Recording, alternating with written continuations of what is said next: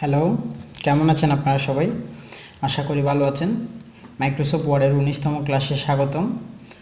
গত ক্লাসে আমরা পেজ লেআউট পর্যন্ত শেষ করেছিলাম। আজকে রেফারেন্স ট্যাবের টেবল অফ কন্টেন্ট, ফুটনোট আর স্পেলিং রিভিউ থেকে স্পেলিং নিয়ে আলোচনা করব, অর্থাৎ প্রুফিংটা। আর এখানে রিভিউ ট্যাবটা বিস্তারিত আলোচনা করব। চলুন শুরু করা যাক।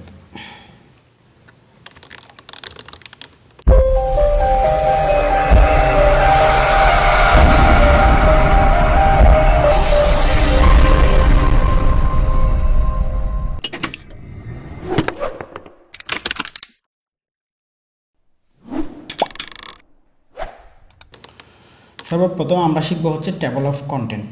ঠিক আছে, টেবল অফ কন্টেন্ট জিনিসটা হচ্ছে মূলত আমরা যখন ইংলিশ বইয়ের প্রথম যে সূচিপত্রটা খুলি, ওটাই হচ্ছে মূলত টেবল অফ কন্টেন্ট, এক ধরনের টেবল অফ কন্টেন্ট। তো এটা করার জন্য যেটা করতে হবে, আপনাকে প্রথমে কিছু টপিকস লিখতে হবে। ঠিক আছে, তো আমি টপিকসগুলো লিখতেছি। প্রথম পেজটা খালি রাখবেন। প্রথম পেজটা খালি রাখার পরে কিছু আপনি কমান্ড লিখবে, আপনার অধ্যায়ের নাম লিখতে পারেন। যেমন আমি লিখলাম প্রথমে হচ্ছে সেন্টেন্স, তারপরে লিখলাম হচ্ছে পরবর্তী পৃষ্ঠায় লিখলাম হচ্ছে ভয়েস ন্যারেশন, তারপরে লিখলাম হচ্ছে আপনার পার্টস অফ স্পেস,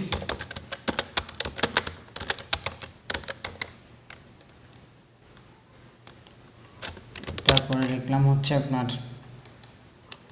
ভার্ব,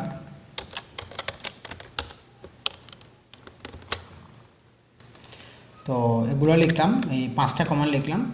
আপনারা যেটা করবেন, 5টা কমান্ডকে সিলেক্ট করবেন। ঠিক আছে, তো সিলেক্ট করার পর মনে করেন এগুলা কন্ট্রোল দিয়ে মধ্যখানে নিয়ে আসলাম।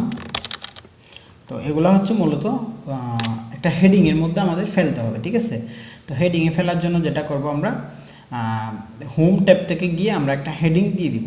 আমরা তো জানি হেডিং কী জিনিস, আমরা হেডিং করেছিলাম, প্রথমে করেছিলাম।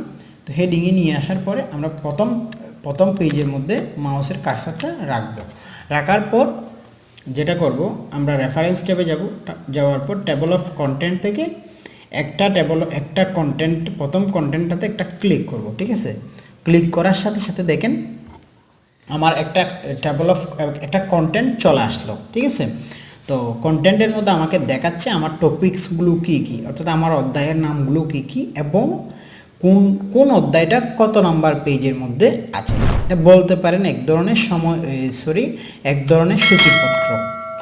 তো দেখেন সেন্টেন্সটা আছে 2 নাম্বার পেজে, ভয়েস 3 নাম্বার পেজে, ন্যারেশন 4 নাম্বার, এভাবে করে সিরিয়ালি দেওয়া আছে। তো এটার সুবিধাটা কি? এটার সুবিধাটা হচ্ছে আপনি চাচ্ছেন পার্টস অফ স্পেসের অধ্যায়ে ঢুকতে, তো সেখানে কিভাবে যাবেন? আপনার তো শত শত পেজ থাকবে, সেখানে আপনি কিভাবে খুঁজবেন? আপনি কন্ট্রোল চেপে ধরে পার্টস অফ স্পেসের উপর যখন একটা ক্লিক করবেন, তখন আপনাকে পার্টস অফ স্পেস অধ্যায়ে নিয়ে আসবে। এটাই হচ্ছে কম্পিউটারের পার্টস অফ স্পেসের সুবিধা। আপনি যদি ভার্বে যেতে চান, কন্ট্রোল চেপে ধরে ভার্বের উপর একটা ক্লিক করবেন, তখন আপনাকে ভার্বে নিয়ে আসবে। তো দেখেন এভাবে প্রত্যেকটা অধ্যায়ের উপর আপনি যদি একটা কন্ট্রোল চেপে ধরে ক্লিক করেন, তাহলে আপনাকে নিয়ে আসতেছে। তো দেন আমি আরও একটা দেখাচ্ছি ভয়েসের উপর কিভাবে যাবেন। ভয়েসের উপর মাউসের কার্সরটা রেখে কন্ট্রোল চেপে ধরে একটা ক্লিক করবেন, তাহলেই কিন্তু আপনাকে নিয়ে যাচ্ছে। এটাই হচ্ছে সুবিধা, এটাই হচ্ছে টেবল অফ কন্টেন্টস। একটু প্র্যাকটিস করে নেবেন, তাহলে জিনিসটা ক্লিয়ার হয়ে যাবে। তো এখন দেখেন এখানে যেটা ফুটনোট আছে, ফুটনোট ব্যাপারটা হচ্ছে কোনো একটা অক্ষরের উপর বা কোনো একটা বিষয়ের উপর আপনি কোনো একটা বিষয়ের উপর বা কোনো একটা ওয়ার্ডের উপর আপনি যদি একটা নোট করে রাখতে চান, সেটা হচ্ছে মূলত ফুটনোট। আমি একটু আপনাদেরকে বিস্তারিত দেখাচ্ছি। যেমন দেখেন, আপনি এখান থেকে জাম্পস ওয়ার্ডটা সিলেক্ট করেছেন, আপনি চাচ্ছেন এই ওয়ার্ডের উপর একটা নোট করে রাখতে, মানে এটা হচ্ছে ফুটনোটে, ইনসার্ট ফুটনোটে গেলেন, দেখেন এখানে কিন্তু 1 চলে আসছে, মানে এটার উপর একটা নোট হচ্ছে। জাম্পসের উপর একটা নোট হচ্ছে, মনে করেন এটা লিখলাম হচ্ছে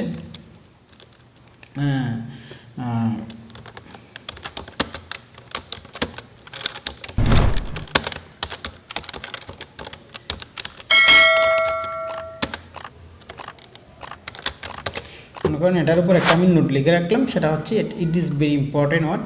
তো এটা হচ্ছে আপনি যখন মাউসটা ওয়ানের উপর দেখেন, তো এটার উপর চলে আসছে। এখন মনে করেন আপনি এটার উপর একটা লিখবেন, সিলেক্ট করে ফুটনোটে ক্লিক করেছেন, এটা 2 নাম্বার চলে আসছে, ঠিক আছে।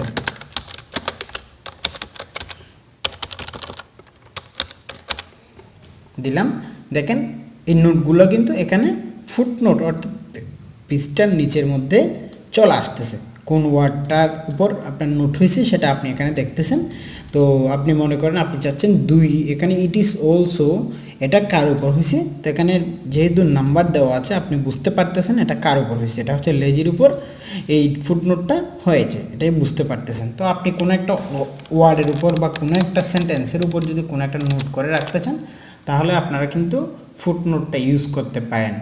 তো এটাও মোটামুটি ইম্পর্টেন্ট একটা কমান্ড আপনারা বলতে পারেন।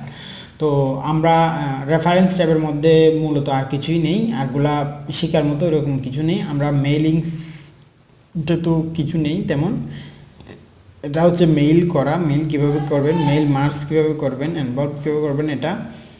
তো এটার জন্য আলাদা একটা আমার ক্লাস থাকবে ইন্টারনেট ব্রাউজিংয়ের উপর। রিভিউ ট্যাবের মধ্যে আপনার আসা হচ্ছে গ্রামার, স্পেলিং অ্যান্ড গ্রামার। একটা হচ্ছে দেখেন স্পেলিংয়ের গ্রামার যেটা আছে সেটা হচ্ছে কোনো একটা অক্ষর যদি আমরা ভুল লিখি,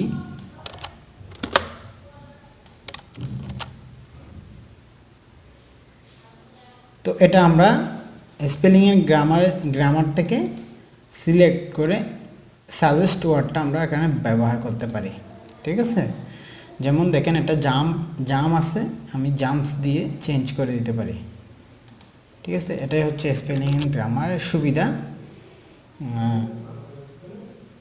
তারপরে দেখেন ওয়ার্ড কাউন্ট যেটা আছে, এটা হচ্ছে পুরো পেজের মধ্যে আমার কয়টা ওয়ার্ড আছে।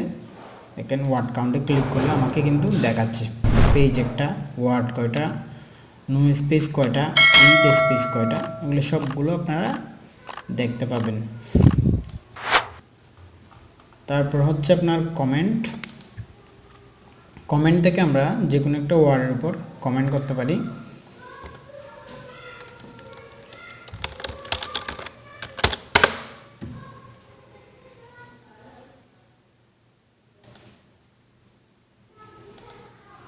তো রিভিউ ট্যাবের মধ্যে আপনার কমেন্ট পর্যন্ত থাকবে। দেন আমরা পরবর্তী ক্লাসে ভিউ ট্যাবে চলে যাব। ভিউ ট্যাবটা শেষ করে আমাদের মাইক্রোসফট ওয়ার্ডের ক্লাস শেষ হবে। তো 20তম ক্লাসে আমাদের মাইক্রোসফট ওয়ার্ড ক্লাসটা শেষ হবে। আশা করি সবাই সাথে থাকবেন। ধন্যবাদ সবাইকে।